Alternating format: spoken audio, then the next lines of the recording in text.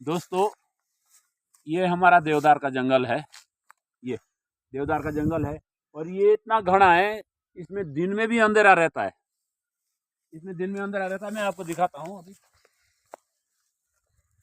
यहाँ पहले खेती किया करते थे हम लोग, जब छोटे होते थे तो यहाँ इसमें खेती होती थी हमारे। लेकिन फिर इसमें देवदार लगा दिए, देवदार के पेड़ लगा दिए। तो अब इतना गहरा हो गया, ये इतना गहरा हो गया कि इसमें दिन में भी अंधेरा रहता है। अब देखो कितना जंगल जो है गहरा हो गया। अभी यहाँ दिन निकल रहा है लेकिन फिर भी अंधेरा है इसके नीचे। इसके नीचे जितने भी और छोटे पेड़ है वो सारे सूख गए इसकी वजह से। तो ये देवदार का जंगल है। देवदार का हम आए हैं इधर।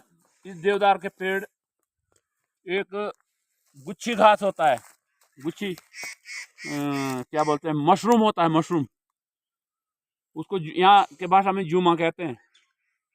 और वो खुम्ब होता है, खुम्ब मशरूम कहते हैं। बहुत महंगा होता है वो, करीब 15,000 रुपये किलो के आसपास उसका रेट होगा। वो तो सब्जी बनाते हैं, बहुत महंगा सब्जी होता है वो। तो उसी को देखने के लिए हम आए। तो आजकल सीजन में होता है, फरवरी में होता है शायद, हो सकता है अभी ना मिले, लेकिन फरवरी में होता है, मिलता है वो। तो दोस्तों यहाँ पे खोजबीन चल रही है मशरूम की। फिलहाल तो नहीं मिला है, मिलेगा तो हम उसका पक्का शूट करेंगे। ये अखरोट का पेड़ है। अब इसमें कोंपलें आ गई है। ये कोंपलें निकलनी शुरू हो गई है। अखरोट का पेड़, इसमें घास भी टांग रखा है। ये हमारा ये खेती बाड़ी का काम ऐसे होता था, लेकिन आजकल ये ज़मीनें बंजर हो गई है। अब इसमें बुरांस के पेड़ उगे हमारे खेतों में। ये ज़मीनें जब बंजर छोड़ी तो यहाँ बुरांस के पेड़ उगे। ये देखो बुरांस कितना फूल रहा है। ये देखो कितना बड़ा पेड़ हो गया है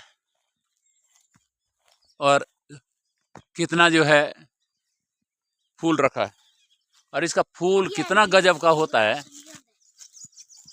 ये कितना गजब का फूल होता है। ये मैं थोड़ा इसको तोड़ता हूँ, मैं तोड़ता हूँ इस फूल को। ये देखिए पेड़ पे चढ़ चुके हैं बाबूजी और बुरांस तोड़ना अब शुरू कर दिया है। बुरांस को भरेंगे इस गिल्टे में और फिर इसका जूस निकालेंगे। देन फिर वैसे भी गर्मी आ चुकी है लगभग, यहाँ पे तो आई नहीं है, शहरी इलाकों में तो में आ चुकी है गर्मी। तो फिर गर्मियों में पियेंगे। इसका जूस जो है बहुत अच्छा रहता है। इसका जूस अच्छा रहता है। फूलों का जूस, बुरांस के फूलों का जूस। फूलों का जूस मिलता कहाँ है, लेकिन इतनी प्राकृतिक संपदा है यहाँ, नेचुरल चीजें, लेकिन इंसान इसका इस्तेमाल नहीं कर पा रहा है। इसका कारण यह है कि पैसे के पीछे भाग रहा है इंसान, इन प्राकृतिक चीजों को छोड़कर। और वो ये चीजें, नेचुरल चीजें, फिर इससे वंचित रह रहा है। हम भी गांव में आए हैं इसलिए ये थोड़ा बहुत कर रहे हैं, नहीं तो इन चीजों से दूर हो गया है आज इंसान। इसलिए बीमारियों के मुंह में जा रहा है, केमिकल चीजों को खा खा के। कभी जब गांव में आते तो थोड़ी नेचुरल चीजों के संपर्क में आ जाता है। ये इतना फूल रखा है, इतना फूल रखा है कि बहुत बुरी तरह ये उठा ले हुआ है। और इससे शहद भी टपक रहा है, शहद टपक रहा है, कपड़ों में लग रहा है, इससे शहद भर रहा है। मधुमक्खी शहद को, मतलब इस लिक्विड को शहद में कन्वर्ट करके फिर बनाती है शहद असली वाला, जो कि काफी मीठा होता है नॉर्मल शहद से।